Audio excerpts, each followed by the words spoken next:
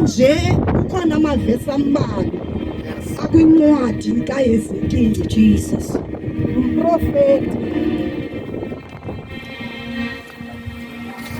Umprofeti uHezekhiya chapter 3. Oh Jesus, ngifuna ukufundelwa ngeSixhosa ngoba apha phambi kwami ndijonge eSingesi. Funa ufundelwa ngeSixhosa ngumuntu ozawundifundela kamnandi. Sure. Andiqalele from verse 1. Ahambe nami kakuhle ngomgca. Angandingxameli. Hallelujah. Ngicela ifunde ke xa sele ichilile.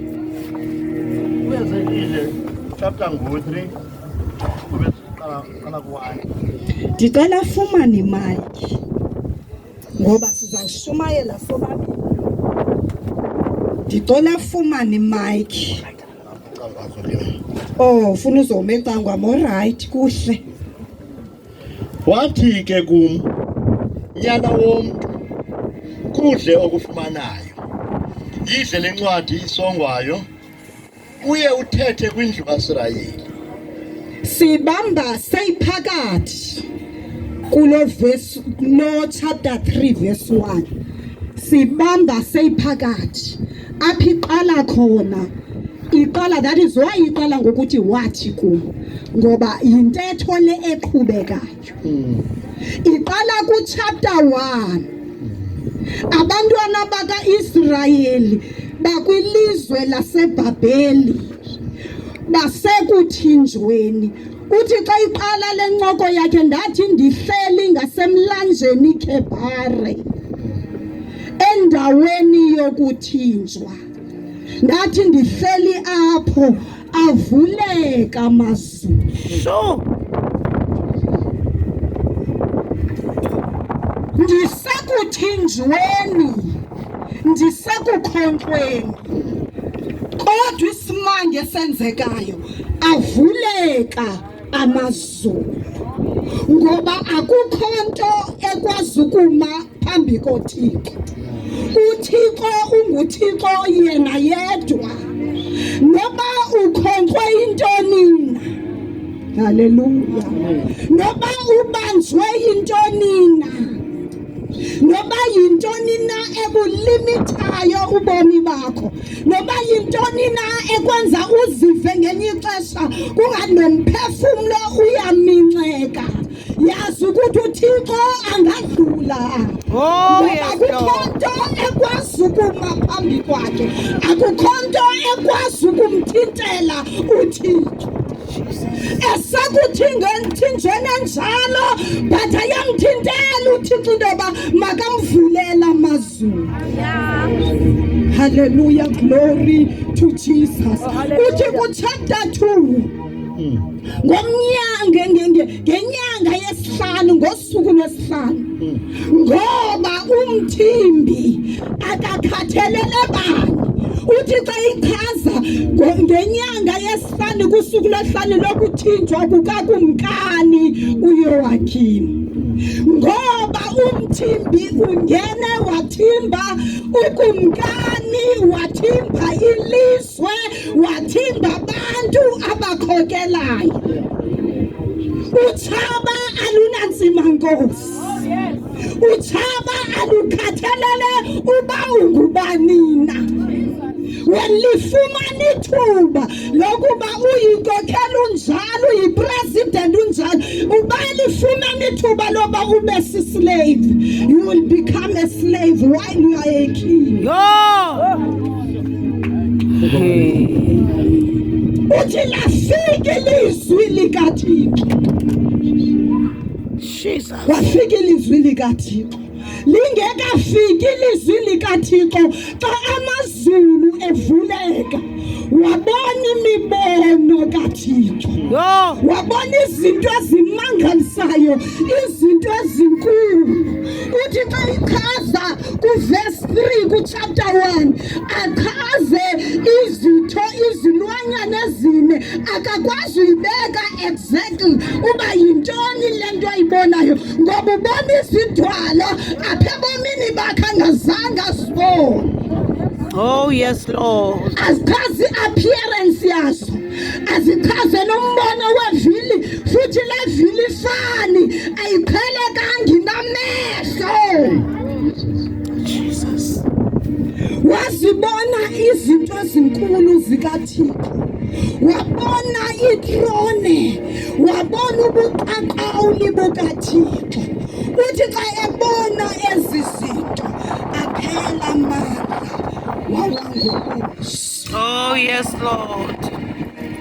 Oh Jesus, ngoba awufika uThixo uyaphela bakho ubulumko, uyaphela bakho ubukleva, uyaphela kwakho ukwazi, kuyaphela konke obuweyame ngaye.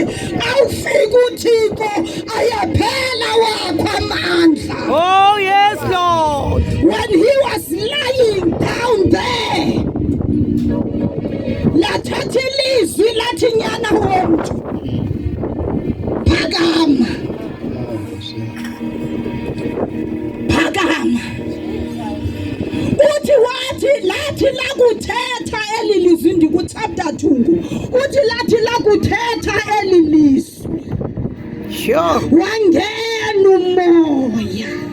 Sure. Usabungenile umoya, wandiphakamisa, wandimisa ngenyawo. Oh, Akekho omnye umuntu okwazi ukuphakamisa umuntu.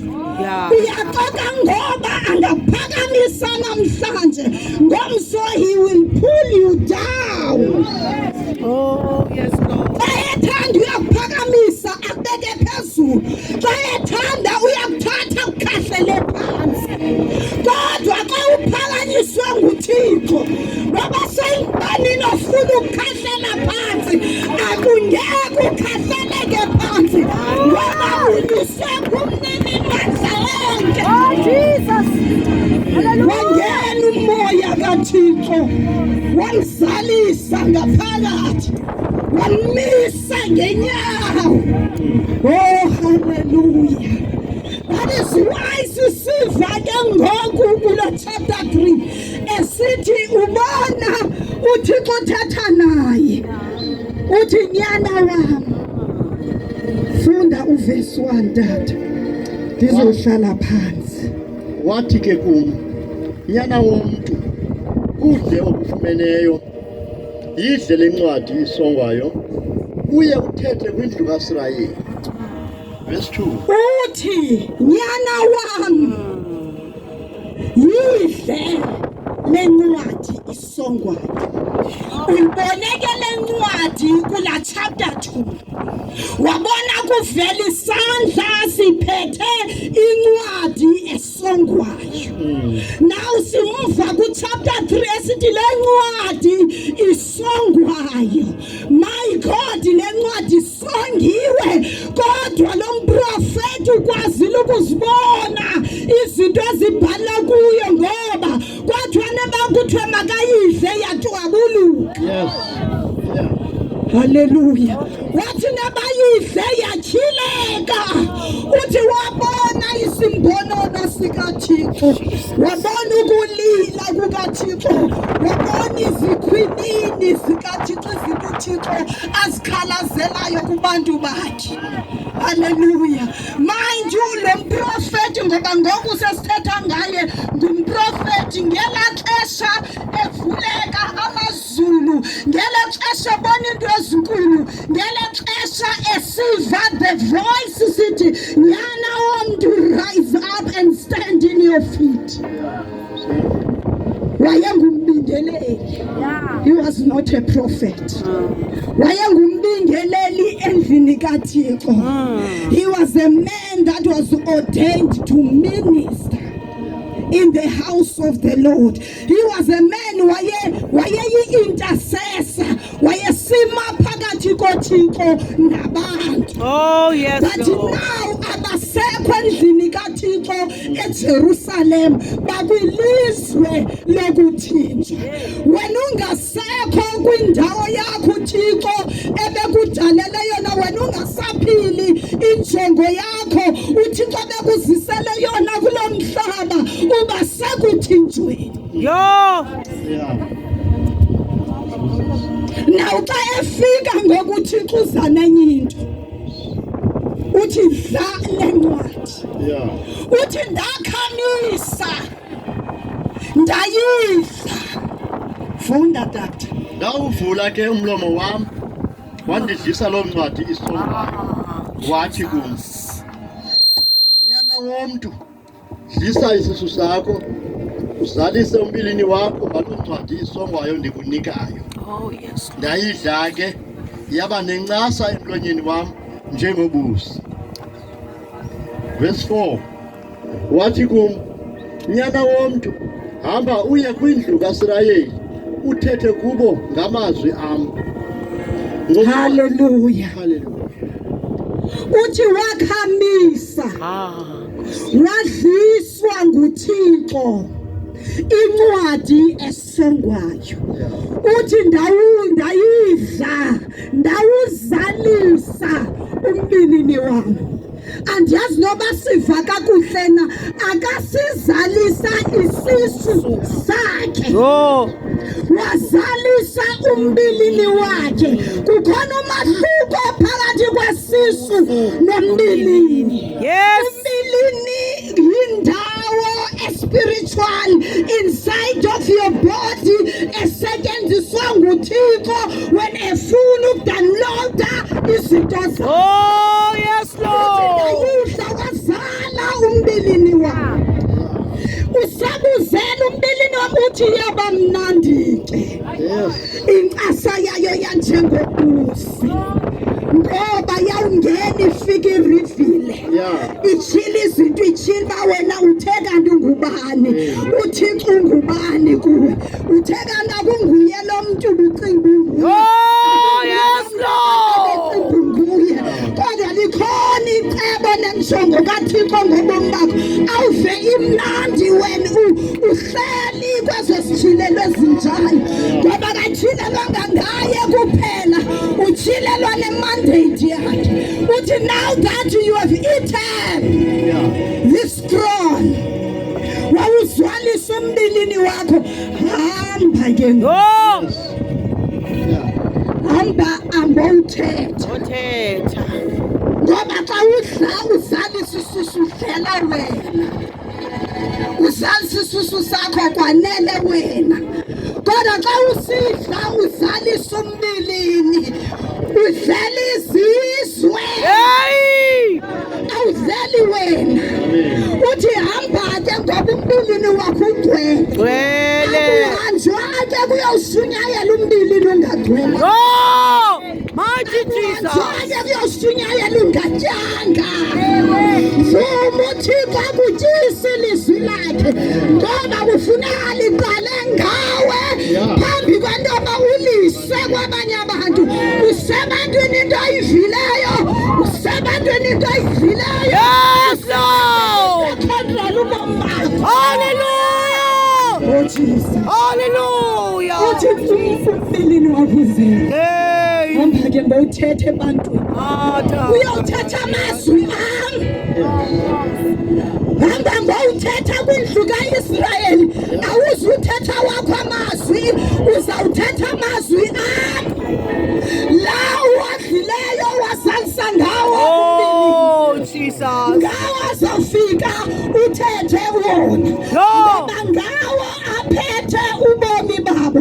Ngoba ngawo aphethe ukukhululeka kwabo. Yeah. Oh, Jesus. Oh, mighty God. Ithini verse elandelayo? Siye verse 4 again.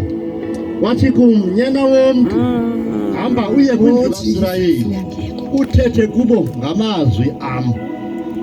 Ngokuba akuthunyelwa kubantu abantetho inzulu, abalulwimi lunzima. Uthunyelwa kwindlu kaIsrayeli. Ngentetho evakalayo njoba ndikudlisa lamazwi nje eGeorge Mvuyisi. Njoba ndizalisa umbilini wakho, andizokuthuma kwabantu abakwintetho ongazoyiva, abangazokuva. Ndikuthuma kuhlanga lakho, ndikuthuma kubantu abazawuthetha ilanguage abayaziyo abaqhelene nayo. But le language wena uyithetha ngoku izabe iphethe amazwi ami, ingasewulonga elanguage God ililizwi likaThixo. Yes. Yeah. Oh Jesus. Yo. Andikuthumeli kwizizwe ezininzi ezintetho inzulu, ezilulwimi lunzima, ezimazwi ungaweviyo. Ndikuthumele kuzo ezi zinokukuphulaphula zona. Ke indlu kaSirayeli ayikuvuma ukuphulaphula. Ukuba abavumi ukuphulaphula nam, kuba yonke indlu kaSirayeli ilikhuni ibunzi, igogotyile ngenhliziyo. Yabona, ndibenza lukhuni ubuso bakho kwanjengobuso babo. Ibunzi lakho libe lukhuni kwanjengebunzi labo.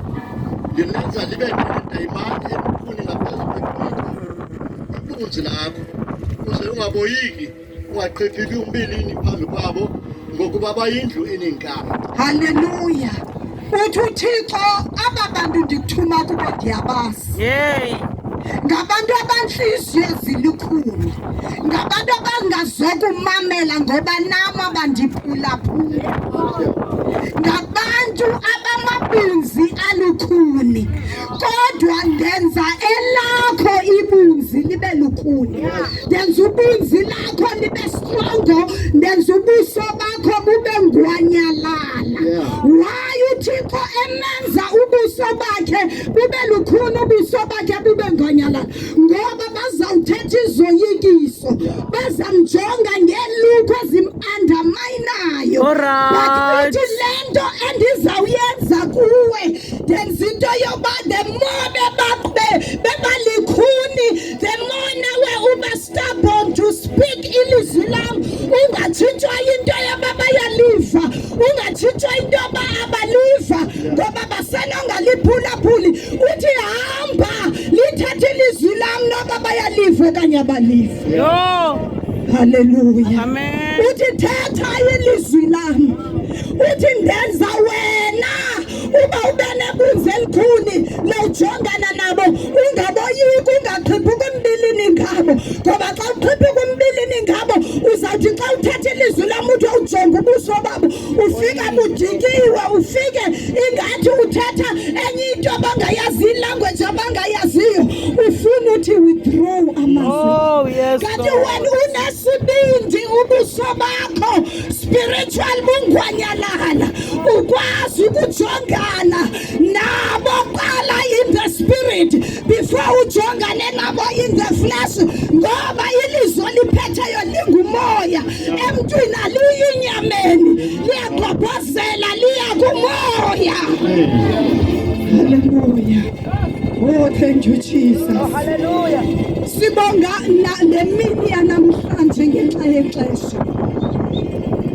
Uzawufuneka ndirepishe Oh, yes, Lord. ngenxa yexesha.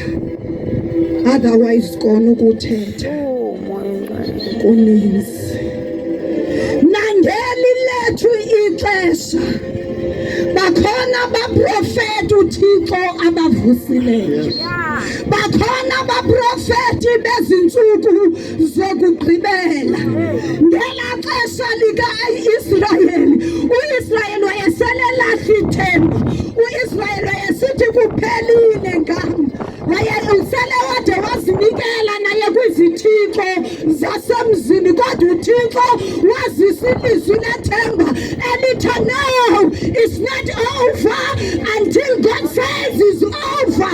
Akugqitywa ngani, bangacinga bakugqibile, kodwa uba mna Thixo andikagqibi, no one onogqiba ngawo. Oh Jesus, nakweli lethu ixesha we are called by God. Noba bekhona abasaxokayo abadlala ngelizwi likaThixo, kodwa bakhona abaprofeti abanyaniso, bakhona abaprofeti belixesha lokugqibela, bakhona abaprofeti abavuswayo yiNkosi uYesu, bangenwa ngumoya oyingcwele, umoya kaThixo, wabamisa ngenyawo, wabadlisa ilizwi lawo lakhe uThixo, uba baphume bazothetha nabantu bakaThixo kweli lethu ixesha, kwindawo yaseMotherwell apho sayiphelelwa lithemba, apho abanye Phela kuyagwetywa. Asizange siyibone into njena. Asizange sisibone isibindi esinjena. Uma umuntu angangena endlini avele athi bum bum bum. Abulala wakho umuntu endlini. Kodwa akugqitywanga kuphelelanga. Ngeke uthaba kugqibeliselona. Ngoba sihamba no-Alpha no-Omega. He's the Alpha and Omega. Usisiqala usisiphela. Kuqala yena kugqibelisa yena. Sele nyathele sele ngenile kwindawo yasemadlawini. Libozana so that niyazi there is a God in heaven. Ekungekho amanye akwazi ukuma phambi kwakhe. Ekungekho amatyetha angakwazi ukuma phambi koThixo. Ngoba ungumkhawuli wamatyetha. Hallelujah. Oh Jesus. Oh yes, Jesus. Akukho mfuneko yoba noyike. Akukho mfuneko yoba nincancazele. uThixo wena uyabona. uThixo wena uyazi. Ngoba kwakhe amehlo phambi fihlakeleyo. Izinto zonke zisezijilekile phambi kwamehlo lawo esinokuthanani naye. Nguye esinokuthanani naye. Nguye ozandla zakhe zisenzile. Wasibumba uThixo wasidala. Wasiphefumlela ngowakhe umoya. Uze kuphila yena ngaphakathi kwethu. Angeke ugqibelise utshaba. Angeke ugqibelise uSathane. Angeke ukathibile ilizwe lethu. Ilizwe lethu besikade sililwela. Sililwela nje kwi-politics. Namhlanje silele ilizwe lethu elihluthwa nguSathana, eliphathazwa nguSathana. Alibuyela kuYehova. Alibuyela kuThixo. Ilizwe lethu alibuyele kuThixo. Indawo yasemadlawini. Oh Jesus. Oh hallelujah. Hallelujah. uThixo uyabona. uThixo uyabona ukunkwanja kwenu. uThixo uyabona ibikhonko kwenu. uThixo uyabona nanxa sowuyika ubheke esirhoxweni emveni ko-6. uThixo ukujongile uyakubona. Namhlanje uyaxelela ikhona inkosi yamakhosi. Likhona iceba walithobayo. Nakule imeko esijongene nayo kweli xesha. Likhona iceba uThixo walivezayo. Unyana wakhe kuphela kwamzeleyo. Uza sikhulule kuwo wonke amakhamandela abonakalayo nangabonakali. Mala saya babosandela. Uzana mamandeyi yakalaba. Anazaya lababosekeli yababasai. We've come to declare the authority and the power of God. Indawo yasemadlawini. We are carrying the voice of the Lord. We are carrying the sound of the word of God. That in God Yesu Christ, you can be free right now. Ngawala mzuzu ngakhululeke. Noma laluphina uhlobo lamatshathanga kubonile. Noma lakuphina uhlobo lokuthinjwa elokuthinjwe. Selikhona inkosi yamakhosi. Selikhona umkhululi. Sandala lababosayana. Uzena liyakasatha liyababosayana. Thank you, Lord Jesus. Thank you, Lord Jesus. Thank you, Lord Jesus. Thank you, Lord Jesus. Makasimpakele izandla. Hallelujah. Praise His holy name. He is great. He is everything. Kamhlophe sihambe. Ukuba namhlanje ukhona ulapha ikhona into oyivileyo.